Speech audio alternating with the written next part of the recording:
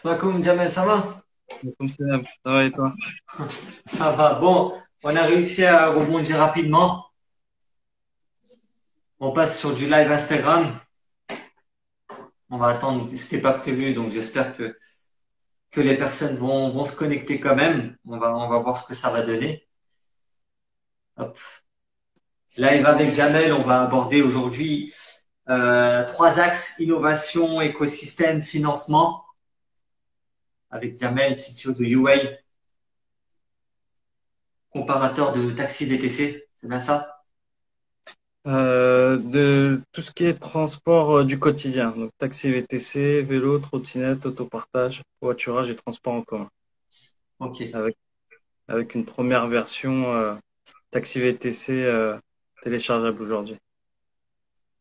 Ça y est? On peut. Ouais, on a une version Android qui est déjà téléchargeable. Ok. Mais uniquement sur Paris. Non, non, elle est accessible sur toute la France. Ok, génial. Génial, génial. Bon, on va pas tarder plus longtemps. On va commencer. On va laisser les gens venir au fur et à mesure.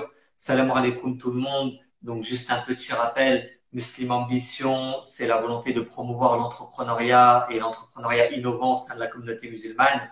On a trois axes d'approche. La sensibilisation à l'entrepreneuriat, l'accompagnement via nos programmes d'accompagnement et enfin la mise en relation via nos plateformes de mise en relation entre les entrepreneurs et les freelances de la communauté musulmane. Aujourd'hui, on fait intervenir Jamel surtout sur cette question de la sensibilisation, sensibiliser les musulmans à comment entreprendre, comment apporter un projet innovant et surtout comment se mettre dans les meilleures conditions pour pouvoir booster euh, le développement de son projet. Euh, je vais pas m'étaler plus longtemps. Jamel, je te laisse prendre la parole si tu peux te présenter, présenter ton projet. Et puis, voilà, au fur et à mesure, on aura des échanges ensemble. Ciao. Donc, salam alaikum. Du coup, bah, je m'appelle Jamel, j'ai 40 ans. Moi, je viens du domaine de l'informatique. Donc, j'ai été au tout début développeur. Ensuite, j'ai fait de l'assistance à maîtrise d'ouvrage, gestion de projet, directeur de projet. Ma dernière expérience, c'est 7 ans chez Oui SNCF. Et en fait, j'ai travaillé sur un de leurs projets qui était l'accompagnement, enfin le transport porte à porte, donc son billet de TGV avec la possibilité de réserver un VTC. Donc c'est comme ça que je suis tombé dans la mobilité. Et ce qui m'est arrivé, c'est qu'un soir à 23 heures, du coup en rentrant, donc moi j'habite en banlieue, donc RER A, et le conducteur nous demande de nous arrêter. Enfin, il s'arrête plutôt, il nous demande de descendre un peu au milieu de nulle part, et il y aura plus de train après. Donc, il était 23 heures. Donc, grosse galère. Donc, le réflexe que j'ai eu, bah, c'était de lancer l'application Uber. Sauf que j'étais loin d'être le seul à avoir eu cette idée. Les prix étaient déjà multipliés par 3. Donc, là, j'ai voulu télécharger d'autres applications, du coup, que je connaissais déjà un petit peu de nom, mais j'avais jamais eu besoin. Sauf que là, impossible de les télécharger. Le réseau était exécrable. Et donc, c'est comme ça que, bah, moi, vu que je gérais déjà des projets informatiques chez Oui SNCF, j'avais déjà envie d'entreprendre. Et donc, voilà, c'est comme ça qu'est né UA. Donc, UA, donc, comme je le disais, c'est un comparateur. Donc, l'idée, c'est de centraliser toutes les offres de mobilité. Donc, ces dernières années, ça s'est énormément développé. On a les taxis VTC, tout ce qui est free floating avec les vélos, trottinettes, autopartage. On a le covoiturage et les transports en commun. Et donc, nous, ce qu'on a eu comme ambition, c'est déjà de pouvoir retrouver facilement toutes les offres et surtout pouvoir les comparer. Et ensuite, de pouvoir payer en fait directement dans l'application. Donc, aujourd'hui, il existe quelques applications qui permettent d'avoir un peu la comparaison, même si ça reste quand même assez limité vu que c'est souvent les deux leaders, deux, trois leaders.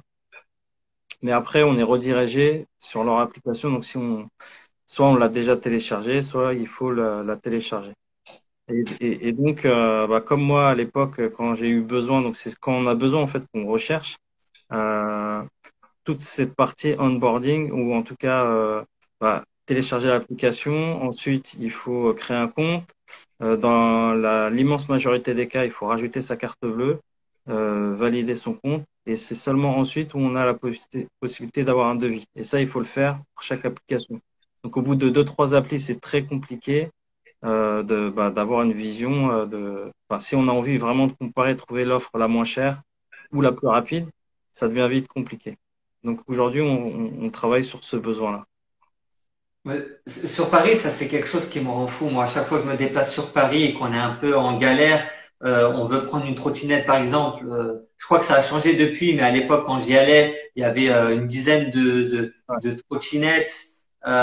C'était galère, chacun avait ses modalités, il fallait télécharger, c'était une angoisse. C'est pour ça que quand je suis tombé sur ton projet, j'ai kiffé. J'ai dit ça c'est génial, la possibilité de tout comparer d'un coup. Donc là, c'est ça qui est intéressant, c'est qu'aujourd'hui, tu as identifié un problème et aujourd'hui, tu travailles à y porter une solution, mais tu interviens aussi dans un secteur où il y a une forte demande, la question de la mobilité. Hein, je suis allé voir un peu sur ton site internet.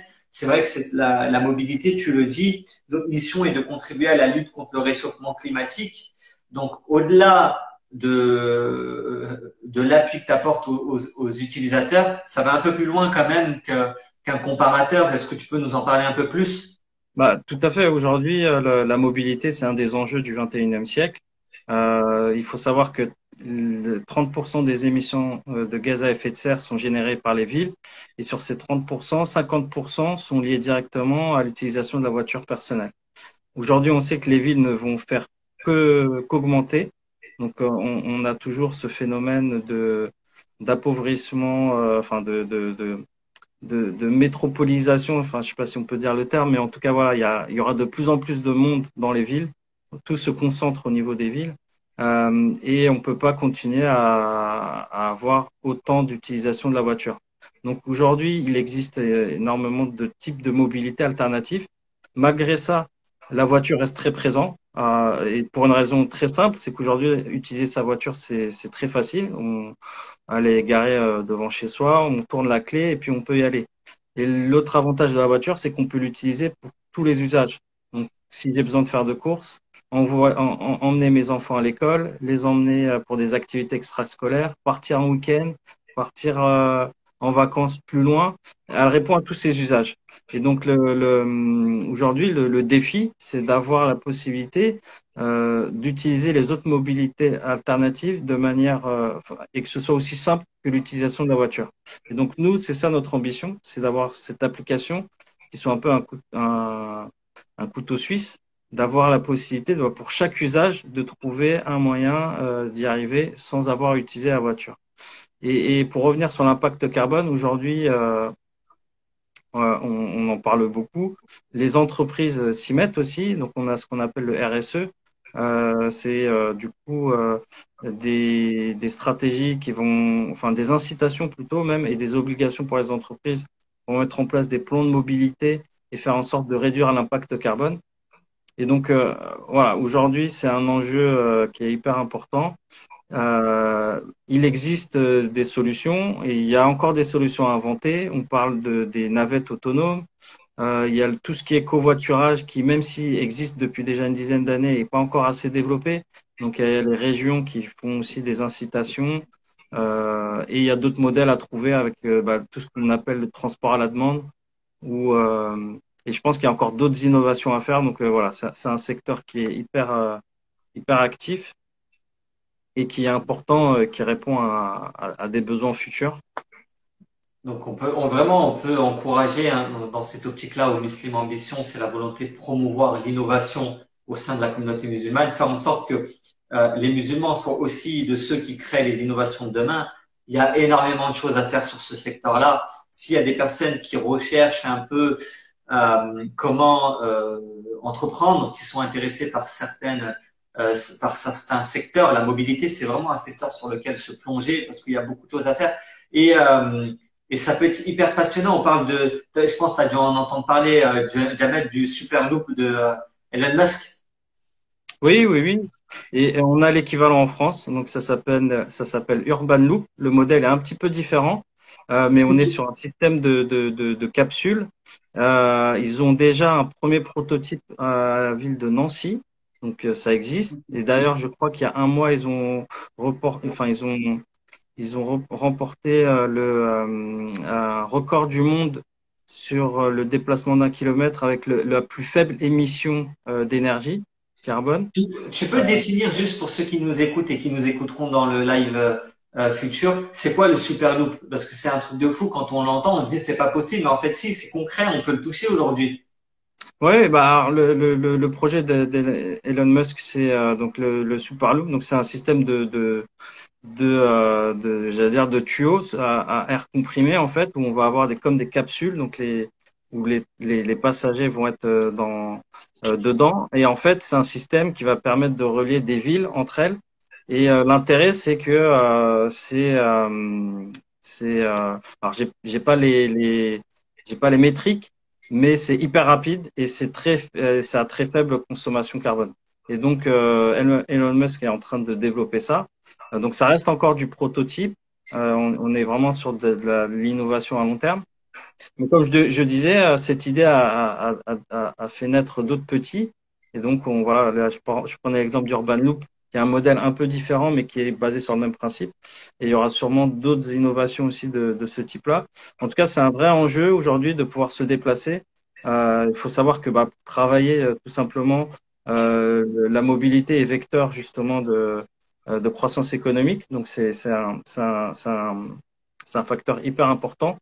Et à travers les siècles, on a pu voir qu'à chaque fois qu'on réduit le temps de trajet pour travailler, on augmente la richesse d'un territoire.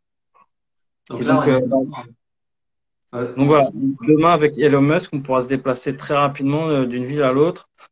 Justement, on n'aura plus besoin d'habiter dans un centre-ville, mais en périurbain, et pouvoir se rendre très rapidement à ces rendez-vous sans émettre de CO2.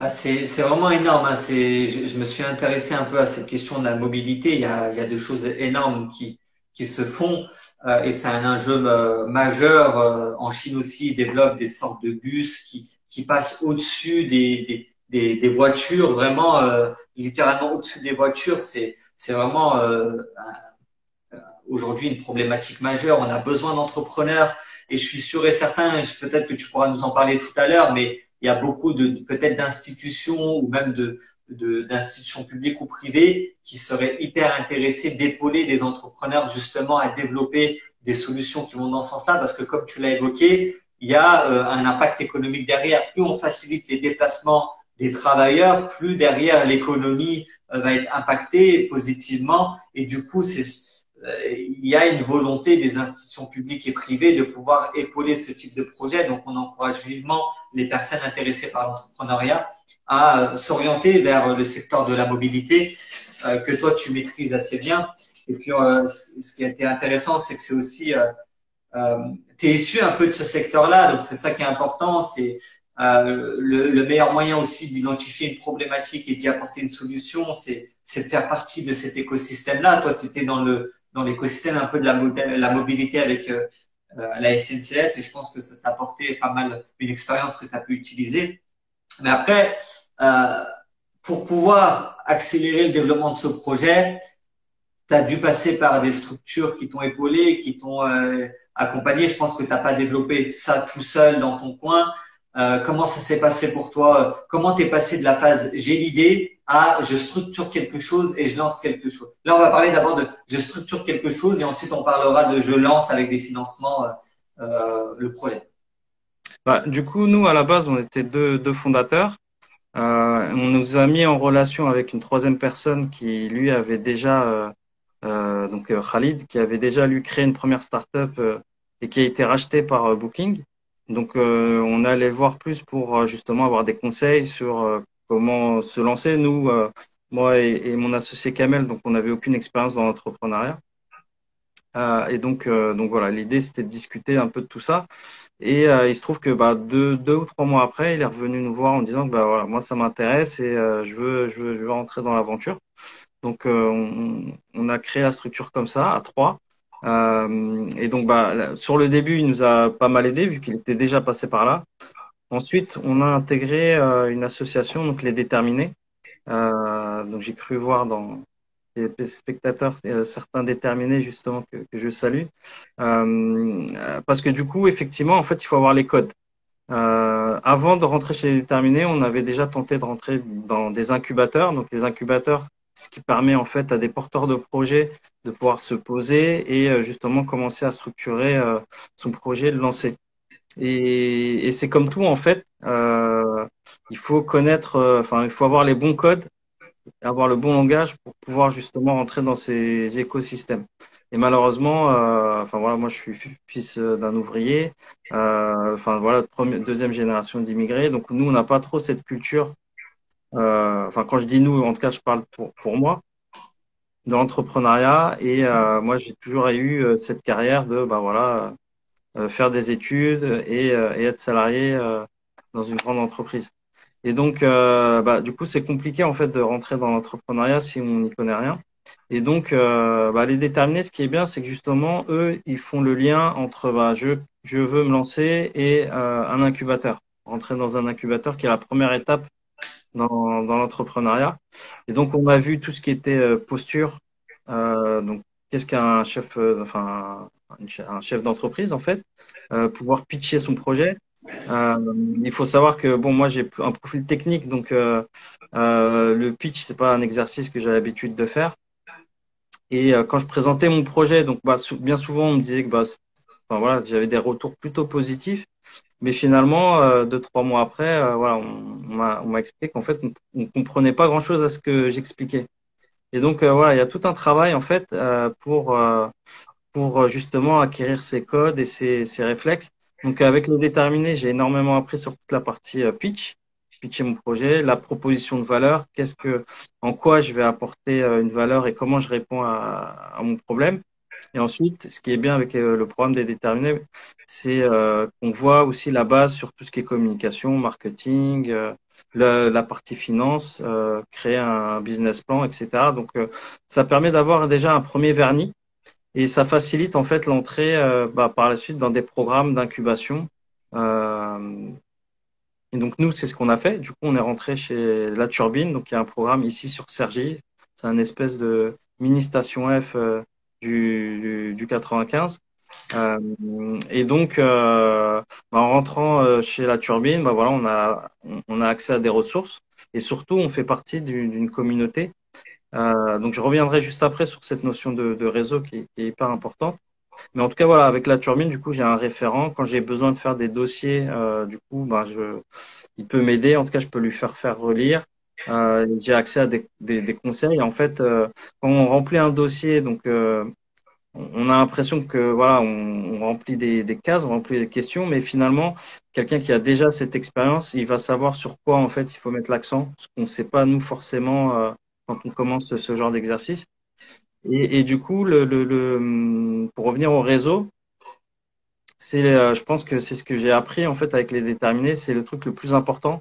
Il faut pas avoir peur de parler de son projet. On a tendance à pas trop vouloir en parler parce qu'on a peur de se faire copier. Et je pense que ça, c'est l'erreur qu'on a fait au tout début. C'est au contraire d'aller justement vers les autres, de pitcher dès qu'on a l'occasion son projet. Déjà pour avoir des feedbacks en tant que bah, potentiellement c'est des gens qui seront clients de votre solution.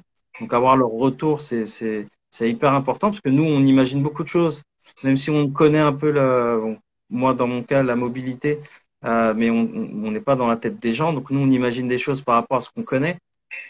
Et bien souvent, on peut avoir des surprises en discutant avec les gens. Et la deuxième chose avec le réseau, c'est que finalement, l'entrepreneur est quand même c'est un job assez solitaire. Enfin, même si nous, dans notre cas, on est trois, euh, mais malgré tout, on est toujours face à nos galères, j'allais dire, nos problèmes. Et le fait de pouvoir parler à d'autres entrepreneurs, ça permet aussi de relativiser déjà ses propres problèmes, de voir que bah, ce qu'on vit est vécu par d'autres. Et potentiellement, le problème qu'on a, bah, peut-être que d'autres personnes ont eu le même problème. Enfin, c'est pas peut-être, c'est sûr même. Et de connaître la manière dont ils l'ont résolu, ça permet aussi d'apprendre et de grandir. Donc le réseau, c'est vraiment je pense, le plus important. Et les structures comme tout ce qui est, enfin, les incubateurs ou des associations comme les déterminés, Mhm. C'est ça que ça va apporter et c'est la grande force en fait de pouvoir Mhm. justement s'épauler les uns les autres dans nos différents business. On encourage vraiment avec Muslim Ambition, c'est ce qu'on fait tout le temps. On essaie d'orienter tout le monde. Allez voir les incubateurs qui existent dans votre ville. En France, franchement, en termes entrepreneurial, on est servi. Il y a ce qu'il faut. Même dans des petites villes, il y a des incubateurs, il y a des structures. Ils sont là pour vous épauler. Ils sont là pour vous soutenir. Allez-y à fond, à fond, à fond. Et puis, oui, le réseau, c'est hyper important, mais tu as eu aussi besoin de financement pour notamment développer ta première version, la première version de ton application qui est aujourd'hui disponible, la version 2 qui va bientôt sortir aussi. Euh, comment t'as fait? T'as eu besoin de combien au départ? Comment tu t'y es pris? Par quelle solution de financement t'es passé? Est-ce que tu peux nous en dire un peu plus sur tout ça? Alors là aussi, donc là je vous fais aussi un retour d'expérience. On a fait l'erreur de se dire, bah voilà, on a besoin d'argent. Avec cet argent, on va prendre une agence qui va nous faire les développements et ça va nous permettre de gagner du temps. Donc moi, comme je disais, à la base, j'ai un profil informatique, mais ça faisait quasiment 10 ans que j'avais plus fait vraiment de développement. Et donc je me disais, bah, le temps que je me remette, que je remonte en compétences, etc., bah, on ira plus vite si on passe par une agence. Et du coup, nous, on a commencé en fonds propres. Donc, bah, on a tous quasiment 40 ans, comme je le disais. Donc, on a pu enfin, on a pu mettre de l'argent de côté. Donc, nous, on est parti avec cet argent-là. Mais finalement, ça a été vraiment une erreur parce que du coup, au lieu alors, on partait sur une livraison sur 6 mois. On est arrivé à 1 an et demi de retard et il y a eu énormément de problèmes. Et le problème, c'est que bah, l'agence, elle gère de son côté. Vous avez beau suivre ou essayer en tout cas de, de, de, de tester, enfin voilà, de voir vraiment ce qu'ils font.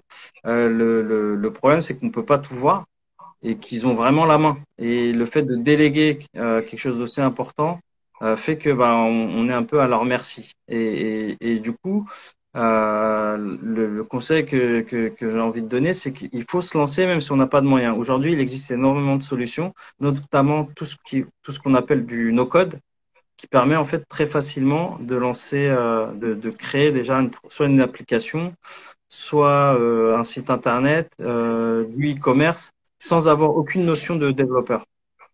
Et ça, c'est hyper important parce que du coup, ce qu'il faut retenir, c'est que déjà, il faut se lancer et il faut faire quelque chose où on a la possibilité de vendre, même si ça ressemble pas au produit final. C'est-à-dire que, je m'explique, vous voulez lancer une boutique d'e-commerce. Aujourd'hui, il existe des solutions comme Shopify, comme OS Commerce, etc. C'est assez formaté. On peut pas lui donner une identité forte à ce qu'on veut faire. Mais l'intérêt, c'est que, bah, voilà, en 2, 3 semaines, on a quelque chose d'opérationnel et on peut déjà communiquer et trouver ses premiers clients. Je pense aussi à d'autres types de projets où vous n'avez pas forcément besoin d'avoir une appli tout de suite. Vous pouvez faire comme si l'application existait. Vous faites ce qu'on appelle une landing page et vous faites comme si le produit existait et vous mettez un bouton, par exemple, acheter. Et le meilleur moyen de voir si les gens justement achètent, bah, c'est de faire ça en fait, c'est de voir si les gens appuient sur le bouton acheter. Après derrière, vous mettez un faux message, enfin voilà, rupture de stock ou enfin n'importe quoi, peu importe. Là, l'idée c'est de tester le marché, de voir si vraiment les gens sont prêts à acheter. Parce que les gens qu'on connaît, ils vont toujours nous dire oui. Et oui, oui, bien sûr. Mais au moment où il faut passer à l'acte, il n'y a plus personne. Et c'est bien normal. Enfin, c'est humain comme comportement. Par contre, ce qu'il faut, c'est vraiment tout de suite essayer de créer quelque chose. Et aujourd'hui, il existe énormément d'outils qui permettent de construire des sites internet ou, bah, comme je dis, même des applications. Donc, il y a Glide, par exemple. Il suffit juste de remplir un fichier Excel et vous avez une application complètement opérationnelle. C'est un reste basique, mais vous pouvez comme ça tester déjà une première version, une première fonctionnalité et vous assurer bah, déjà d'avoir du revenu en fait. Donc, je pense que c'est ça le plus important. On est malheureusement, nous, alors quand je dis nous, la communauté, en tout cas moi de ce que j'ai vu, hein, bien sûr c'est toujours mon expérience personnelle, mais c'est vrai qu'on a cette barrière en se disant, bah moi j'ai pas d'argent, comment je vais faire? il faut que j'ai des fonds. Et on a cette image mentale. Je pense que c'est aussi parce que les gens qu'on voit qui entreprennent, souvent ce sont des personnes qui ont déjà soit des parents qui ont entrepris, soit qui ont des bonnes situations. Mais en réalité, si ces personnes-là entreprennent, c'est aussi parce que soit leurs parents sont déjà dans des réseaux, soit ils sont déjà dans des logiques d'entrepreneuriat qu'ils ont transmis à leurs enfants. Et je pense que c'est plus que le fait qu'ils aient des ressources financières, c'est surtout qu'ils ont les bons réseaux, ils ont les bons réflexes et ils savent comment lancer un business. Et je pense que au-delà de l'argent, c'est ça en fait le plus important. C'est construire une proposition de valeur, essayer de tester tout de suite le marché avec des hypothèses et voir si les gens répondent présent. Et à partir de là, si vous validez ça et que vous commencez déjà à on dit dans le jargon, avoir une première traction, après, il y a toujours des solutions qui existent pour se financer. Donc aujourd'hui, en France, on a plein d'aides pour ce type de projet.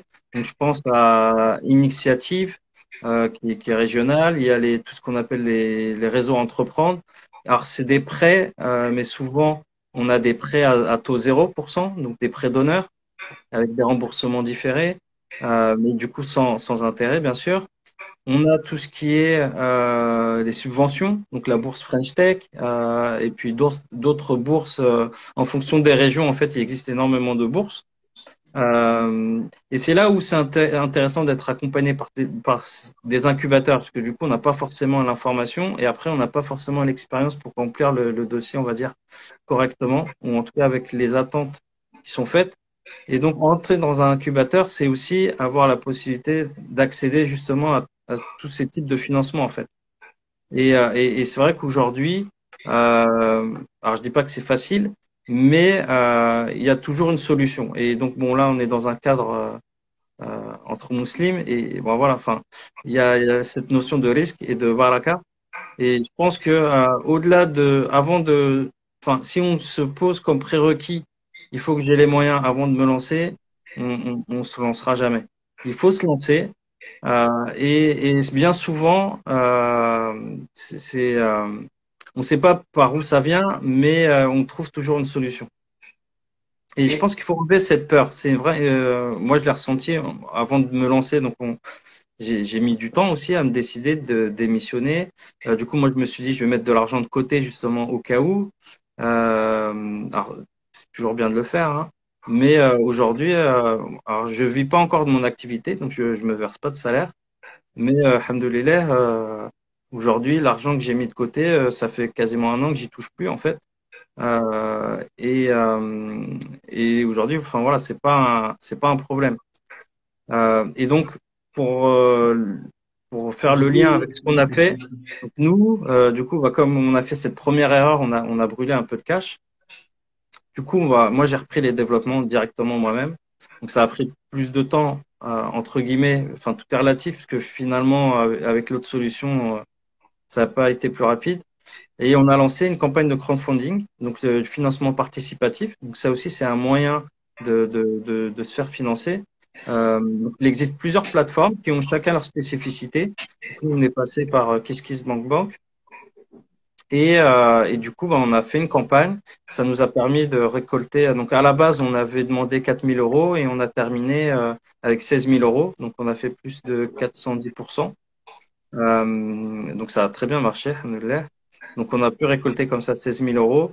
Et derrière, on a pu participer à un concours organisé par Skoda où on a pu.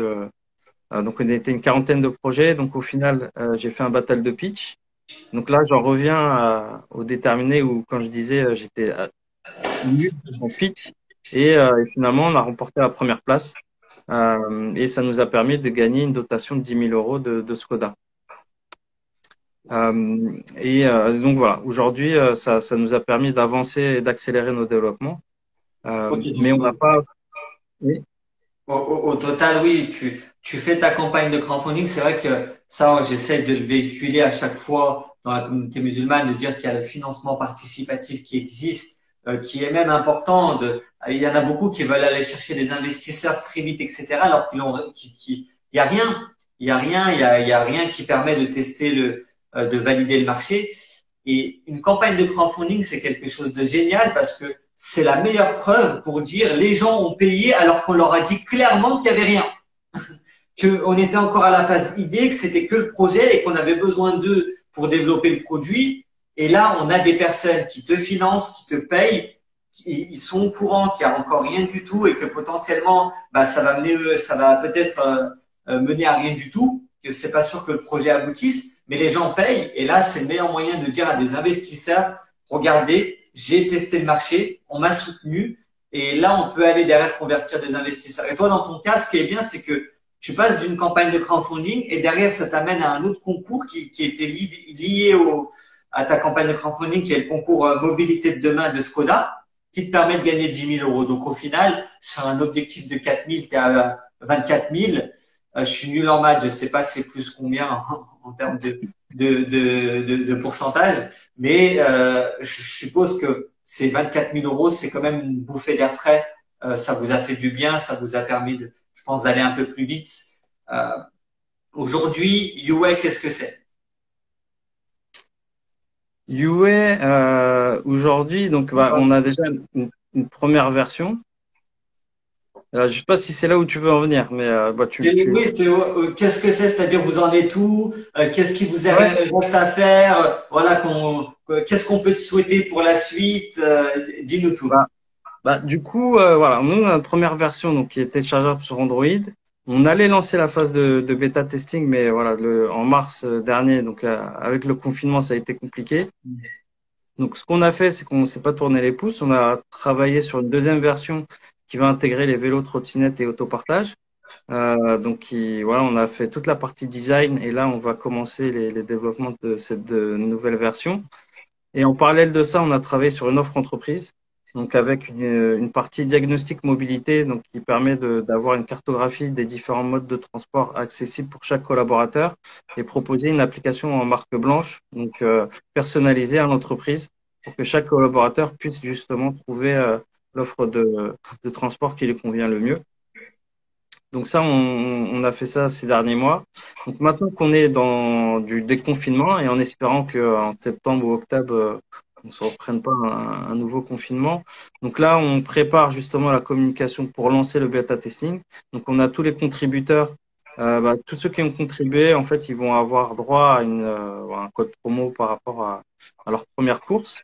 Et ensuite, on a 280 personnes de mémoire qui sont inscrites pour tester l'application. Donc, on va les solliciter pour leur dire que voilà, c'est ouvert et que vous pouvez tester l'application.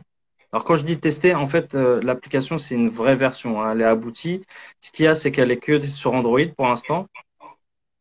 Et le but, c'est d'avoir des vrais retours utilisateurs et potentiellement, s'il y a encore des petits bugs, on va pouvoir les corriger. Et s'il y a d'autres besoins qui émergent, on va pouvoir justement les prendre en compte et pour de futurs développements.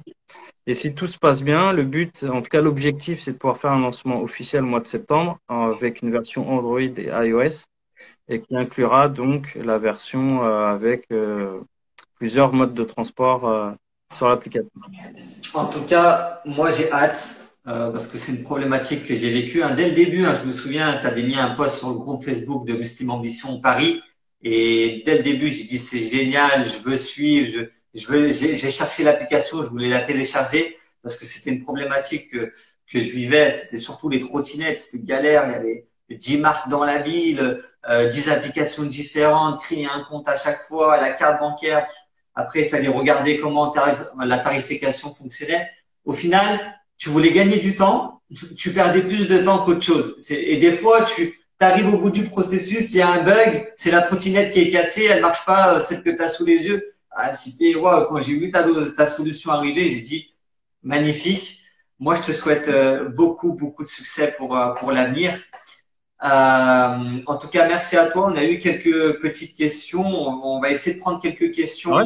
Voilà, si dans le live il y a des personnes qui ont des questions, n'hésitez pas à les poser. Et en attendant, j'ai quelques questions un peu générales qu'on va essayer d'aborder ensemble, notamment est-ce que tu saurais répondre à cette question-là? Comment savoir si on est fait pour l'entrepreneuriat? Toi, aujourd'hui, avec ton expérience, comment on pourrait répondre à cette question-là? En fait, le meilleur moyen, c'est de se lancer.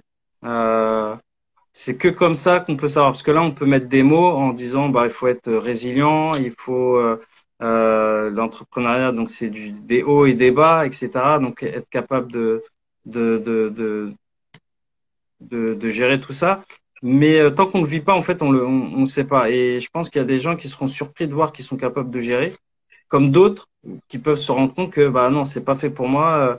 Être tout le temps stressé, je me sens pas bien et dès que j'ai une mauvaise nouvelle, en fait, ça me flingue la journée. Enfin bref, après tout dépend des personnes, mais le meilleur moyen de savoir si on est fait pour ça, c'est de tenter en fait, de le tenter. Aujourd'hui, on a la chance d'être dans un système français où bon, il peut y avoir du chômage, il peut y avoir des allocations, etc.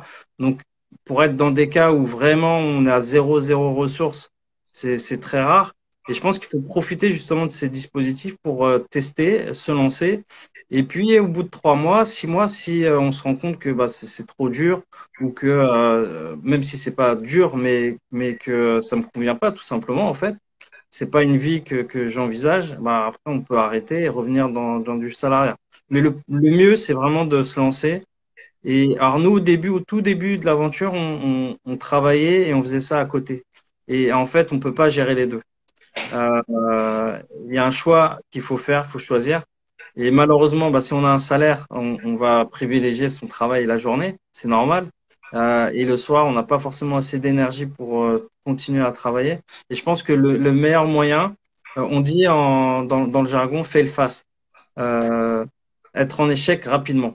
Donc, si ça n'a pas vocation de réussir, autant le savoir le plus rapidement possible et puis passer à autre chose. Donc vraiment, je pense que je conseille à tout le monde, ceux qui se posent beaucoup de questions et qui hésitent, il faut se lancer, tenter l'aventure, et puis après, bah, si ça va pas, on arrête et on passe à autre chose. Ok. J'ai deux questions. Donc là, on va prendre celle qui est sur le live. Est-ce que vous avez déjà pensé à laisser tomber? J'imagine que oui. Comment avoir la motivation pour toujours continuer? Alors oui, c'est déjà arrivé plusieurs fois, hein, alors je dirais pas tous les jours, mais ça arrive souvent. Mais non, la motivation, c'est l'objectif qu'on se donne. En fait, si on est entrepreneur, déjà c'est pour être son propre patron. Et ensuite, c'est aussi j'aime bien la formule d'Oussama Ammar de The Family, où il explique qu'entreprendre, c'est comme tirer un élastique. En fait, aujourd'hui, vous êtes destiné à avoir, bon, je suis pas très bon dans les chiffres, hein, mais on va dire dans votre vie, gagner 100 000 euros sur une carrière de 40 ans. Bon, 100 000 euros, c'est pas beaucoup, mais 1 million peut-être sur 40 ans. Là, l'entrepreneuriat, c'est justement tirer l'élastique et faire l'équivalent d'1 million de revenus sur 1 an, 2 ans, 3 ans, 5 ans. Et donc, du coup, c'est dur. Il faut tirer jusqu'au bout. Et après, soit ça casse, soit ça passe. Mais le jeu en vaut la chandelle. C'est ça que je veux dire. Et après, le but, c'est pas forcément. Donc, c'est pour ça que j'ai parlé d'abord d'être son propre patron, parce que l'argent, c'est pas une fin en soi. C'est un moyen aussi pour avoir une vie différente, avoir la possibilité aussi potentiellement de lancer d'autres projets. Euh, Quelqu'un qui a déjà créé une startup, bah, comme bah, mon associé Khalid, le fait d'avoir déjà entrepris, d'avoir déjà créé une startup, bah, en fait, ça ouvre des portes et souvent, c'est ça, on le sait pas forcément. Mais les entrepreneurs qu'on peut voir, ce sont des entrepreneurs qui ont déjà un passé, en fait, alors qui ont réussi ou qui ont échoué. Mais les investisseurs, pour ceux qui veulent en tout cas aller très vite et être vraiment dans une logique de start-up et de lever des fonds, bah, le fait d'avoir déjà une première expérience, ça permet aussi d'ouvrir plus facilement ce type de porte. Et donc, c'est un vrai accélérateur dans la vie, l'entrepreneuriat. Mais après, voilà, c'est pas fait pour tout le monde. Tout le monde peut essayer, mais c'est vrai que tout le monde n'est pas fait pour. Merci. On va finir, je pense, avec une dernière question. Est-ce que l'innovation est forcément technologique? Non, non, non. Bah, typiquement, nous, on n'a pas réinventé les applications. On utilise un smartphone, on utilise la géolocalisation. Enfin voilà, il n'y a rien de révolutionnaire dans la technologie. Par contre, on est sur une innovation d'usage. Et aujourd'hui, il faut prendre la technologie comme un support. Donc, aujourd'hui, on peut quasiment mettre de la techno dans quasiment tout, en fait. Que ce soit la restauration, on le voit là récemment avec les systèmes de livraison, ce qu'on appelle les dark kitchen, les, euh, mais aussi dans le retail, donc les magasins. Aujourd'hui, on a un phénomène de ce qu'on appelle phygital, qui mixte à la fois le digital et les magasins physiques. Donc, de toute façon, on peut créer un business qui soit pas lié à une innovation technologique, mais qui soit vraiment sur une innovation de produits, d'usage ou de services et utiliser la tech comme un support pour accélérer en fait. Jamel, merci beaucoup pour ton intervention de qualité. J'espère que ça aura servi les personnes qui étaient présentes, mais que ça servira aussi aux personnes qui regarderont le live ultérieurement. Je te souhaite beaucoup, beaucoup de réussite pour la suite. Machallah, c'est un très, très beau projet et ça fait plaisir de voir que c'est tenu par des personnes de la communauté parce que dans notre communauté, on a souvent tendance à la dévaloriser, à dire on est comme ça, on est comme ci, mais il y a des pépites, il y a de la qualité, il y a des choses très belles qui se font. Il faut juste faire partir de cet écosystème, être proactif, se bouger un peu, sortir de chez soi, aller voir ce qui se fait à côté. Et une fois on tire une première porte, t'es rentré sur les déterminés, ça t'a ouvert d'autres portes derrière, t'as fait une campagne de crowdfunding derrière, ça te permet de gagner le concours de Skoda. Tu t'es cassé les dents aussi en bossant avec une agence et tu vois qu'au final, bah, il faut monter en compétence et faire les choses par toi-même. Donc, c'est vraiment l'entrepreneur. Et comme tu l'as dit, et même pour moi, ça fait plaisir de l'entendre parce que on stresse au quotidien. C'est difficile au quotidien. On apprend des mauvaises nouvelles.